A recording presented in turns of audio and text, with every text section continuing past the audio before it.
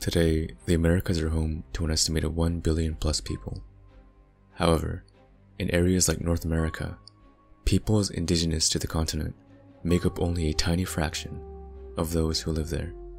English and Spanish predominate, rather than the hundreds of languages that were once spoken across the hemisphere. Was this inevitable? Was there any way that peoples indigenous to the hemisphere could have survived Afro-Eurasian disease and genocide? Let me show you a little peek into worlds where Native Americans are still the majority in the Americas, and how these worlds could have come into reality. I thought this would be a pretty fun thought experiment, and I haven't seen too many videos that have gone into much detail as to what could have happened and how it could have happened. This video will be the first in a multi-part series on the subject. First, let's ask ourselves, why did indigenous populations collapse in the Americas? When it comes to this question, there's one thing that we have to bring up every single time, and that is disease. And before going any further, I just want to say that, contrary to popular belief, disease by itself did not result in indigenous populations collapsing across the Americas. It was an important factor, yes, but as we'll see, what happened was not possible without the presence of other factors that simultaneously arrived with Europeans and colonization. Okay, now I can start. Contact with Europeans and Africans resulted in virgin soil epidemics among Native Americans. It's commonly believed that over 90 to 95% of Native Americans died due to diseases brought over from Afro-Eurasia. These numbers are extrapolated from central Mexico and the Andes, where population densities were high, and especially large numbers died. In central Mexico, an estimated almost 22 million people fell to only 700,000 100 years later. These exact numbers weren't true for everyone across the entirety of the Americas, but overall, we did see population collapse across pretty much all indigenous groups. Also, it's very important to remember that this wasn't over 90% of Mexicans dying from a single disease, though this happened to some groups, but rather that there was a decrease in population over a period of 100 years caused by a number of different factors. Let's look at the example of Mexico. With Spain came war and disease. An outbreak of smallpox, a disease to which indigenous Mexicans had no immunity, broke out. Cortés besieged the city of Tenochtitlan, causing a famine, destroyed the aqueduct that provided it with fresh water, and subsequently leveled the city. Okay, now for a brief moment I want us to look away from Mexico and transport ourselves back in time and thousands of kilometers west, this time to 8th century Japan. There's a sick man in the city of Dazaifu in northern Kyushu. He has an illness that no one has ever witnessed before.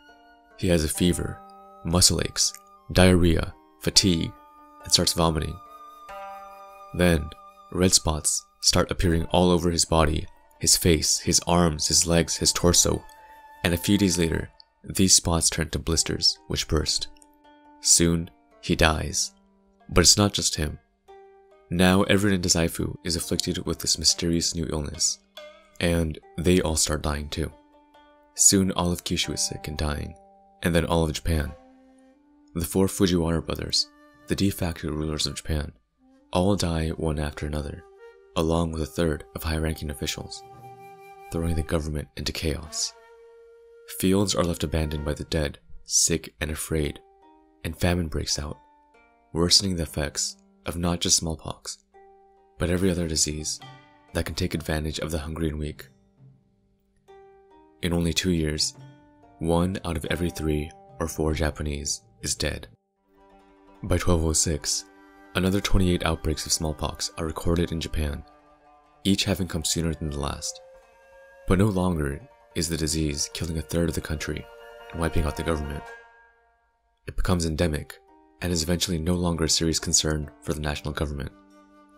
Later, smallpox is not killing Japanese so much as the Ainu, to whom the Japanese later bring it to.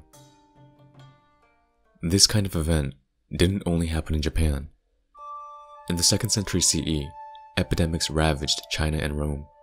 The Antonine Plague, suspected to be smallpox, killed around 10% of all people in the Roman Empire, with some estimates going as high as 33%.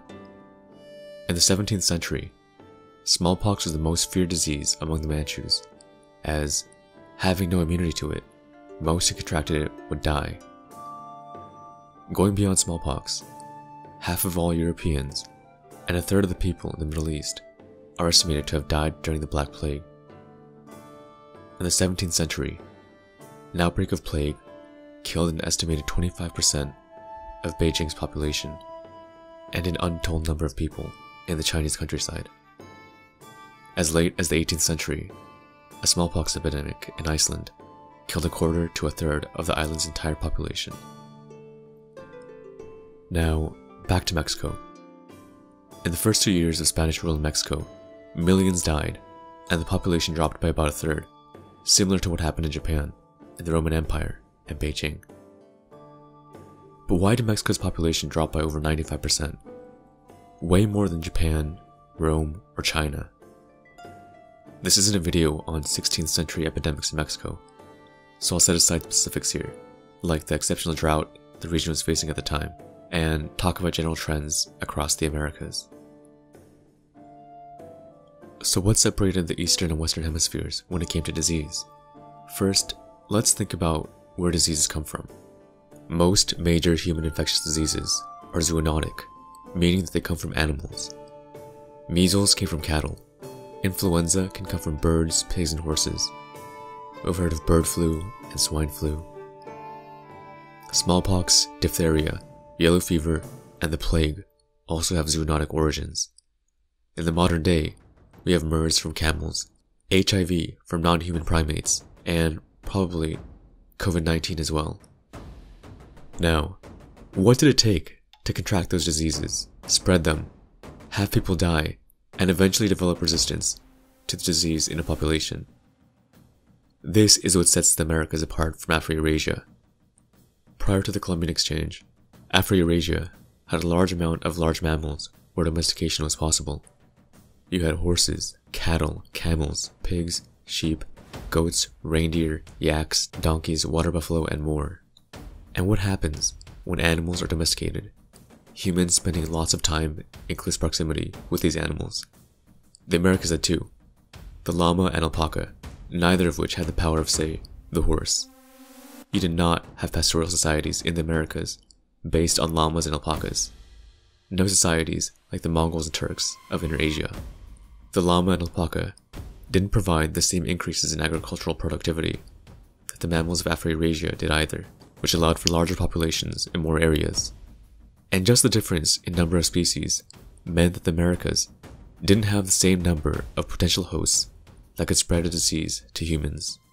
In Afro-Eurasia, you had several deadly zoonotic diseases ravage populations across the hemisphere, but this occurred over thousands of years, giving populations time to acquire immunity when populations were decimated by diseases that would become endemic. They had time to not only recover and acquire some degree of immunity before the next disease came along, but pretty importantly, to also learn how to treat it and deal with it as a society. In the Americas, you had every single disease that had ravaged Afro-Eurasia over thousands of years, hitting Native Americans all at once, in a span of decades. It wasn't smallpox first, measles a few generations later, and maybe influenza another several hundred years later. It was, I hope you had fun surviving smallpox. Now, how about measles? That didn't kill you either? How about influenza? Okay, maybe I'm exaggerating a bit here, but take a look at this graph here about Mexico. If smallpox didn't kill you in 1520, then maybe Cocolicli would in 1545. And if you got lucky the first time with Cocolicli, then maybe its second outbreak in 1576 would get you once you were old. In Hispaniola, an epidemic resembling influenza, brought over by Columbus's crew, killed most of the population in 1493. Those lucky enough to survive the disease, the collapse of their society, and enslavement by Columbus, had to deal with a smallpox outbreak in 1518. At the same time came malaria, a disease which still kills over 500,000 people each year in the 2020s. In the Andes, an estimated 30 to 50% of the population died of smallpox in the 1520s. 25 to 30% of those who survived the smallpox epidemic would then die when a measles epidemic hit afterwards. Then, the population contracted another 30 to 60% when both smallpox and measles decided to reappear at the same time between 1585 and 1591, resulting in a total decline of over 90%. People didn't just die of disease though. With disease came the collapse of society, infrastructure, trade and transport networks, and agriculture. People went not just hungry, but starved, on top of all the other stressors societal collapse would bring that made them even more susceptible to disease. In addition, the same amount of devastation that disease wreaked upon indigenous populations would not have happened were it not for the horrific conditions brought about by slavery and colonization. These brutal conditions not only aided in making diseases deadlier, but would often kill people outright. This isn't even mentioning the massacres of indigenous peoples that would take place at the hands of colonial and settler governments. A third of the natives Columbus forced to work in the gold and silver mines would die every single year. The mass death of indigenous people in the Western Hemisphere created a labor shortage in the Americas that would spark the birth of another cruel phenomenon in world history: the Atlantic slave trade. These new African slaves, who had built up immunity to Afro-Eurasian diseases, weren't treated much better. The life expectancy of an African slave in Brazil was 4 to 7 years after arriving on shore. Owners of sugar plantations had to regularly import slaves simply to keep the number of slaves they had the same, as more people would die than could be born. That last part is important. It's not just that disease and slavery helped wipe out indigenous populations, because people can have kids. We can reproduce. Let's say 90% of a population dies after a series of traumatic events. Fertility rates in pre-industrial agricultural societies were about 5 and 7, and around half of children would die before adulthood. If the average woman had 6 children, and 3 lived to have kids of their own, the remaining 10% that survived would more than replace the 90% that was lost in only 4 generations. Across Afro-Eurasia, when there was mass death, populations were able to recover. When the Black Death killed half of Europeans, it didn't mean that Europe was never going to reach that population size again. Depending on the source, Europe's population recovered in somewhere between 50 and 150 years. But in the Americas, indigenous populations just went down, down, and down into the 20th century. The conditions for populations to recover didn't really exist for many indigenous populations, as they suffered from war, displacement by Europeans, and societal collapse. They had to deal with a powerful new civilization, violently making its presence felt, that of the Europeans. And it was these new colonial and settler governments that were creating the conditions for indigenous societies to not be able to bounce back. Rather than native populations recovering, in many places, they were replaced. Imagine if the Black Death had hit 100 years earlier, and on top of the death that it causes in Europe, the Mongols decide to come thundering in at the same time and inflict the same amount of devastation they wrought in Iran and China. And then the Mongols displaced the surviving Europeans into the least productive and desirable lands, take control of their food supply, and work them to death as slaves in mines. And then millions more people from the steppe move into Europe, settle down, and have 6 or 7 kids each over a period of hundreds of years. By the end of it all, you'd expect Europe to look, well, kind of like this. In preventing the indigenous societies of the Western Hemisphere from being overwhelmed by contact with Afro-Eurasia, there are 2 main things we'll be looking at. The main one is Afro-Eurasian diseases making their way into the Americas without colonization and demographic replacement, so that when the Americas and Afro-Eurasia are brought into permanent, sustained contact, there is no demographic catastrophe that destroys Native American societies. The other is the introduction of Afro-Eurasian animals, such as horses, cattle, sheep, goats, and so on. These animals are instrumental to creating more powerful societies across the hemisphere. They allow societies to benefit from what's called a secondary products revolution, a widespread number of innovations made possible as animals can now be used for riding, plowing fields, pack transport, wool, and dairy products, among many more. New technologies like the wheel and plow are now made possible, and all of these together lead to more than just an explosion in agricultural productivity. You'd expect the wheel to be a very simple invention, but actually it's heavily tied to the domestication of the horse. Wheels were present in pre-Columbian Mexico, but they were used in toys and not for transport. The horse in particular allows for larger empires and stronger governments. The invention of cavalry was a game changer in military history, allowing for societies that had horses to militarily overwhelm those that did not. The horse significantly shortens the time necessary to cross long distances, greatly improving communication, trade, and travel. After conquering an area, a ruler would have a much easier time communicating with different parts of their empire. If peasants in a far-off province got rebellious, the time for that information to get to the ruler will be much quicker, and it would also be much quicker for the ruler to send a response. We have the term horsepower from the horse. Not sure how easily we can compare strength between humans and horses, but I actually looked up how much horsepower a human has. It's 0.1. Suffice to say, a horse is a lot stronger than a human. With these animals, indigenous Americans would have larger agricultural surpluses, more items for trade, more expensive trade networks, and larger empires. Previously agriculturally unproductive lands could be made more productive.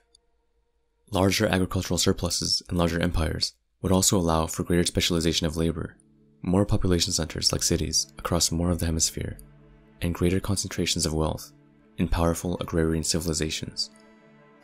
With significantly larger populations across more territory, even with devastating diseases, there would still be a lot of people left, people who would help rebuild society and resist conquest by outsiders. The introduction of the horse also allows for the creation of pastoral societies that dominate the Great Plains of North America and the Pampas of South America. We saw this in real life. The indigenous populations of the Great Plains are famous for their mastery of the horse, living in teepees and hunting buffalo. While in real life they had to compete with the Mexican, American, and Canadian governments, perhaps in some of our timelines, we can imagine great empires similar to those of the Mongols and Turks, or great expansions like those of the Indo-Europeans. Anyhow, both the transmission of diseases and animals means that there needs to be a period of sustained contact between the Western and Eastern hemispheres without colonization. If you grew up in the US, you may have learned the rhyme, "In 1492, Columbus sailed the ocean blue." However, did anyone visit before him? That will be the topic of our next video.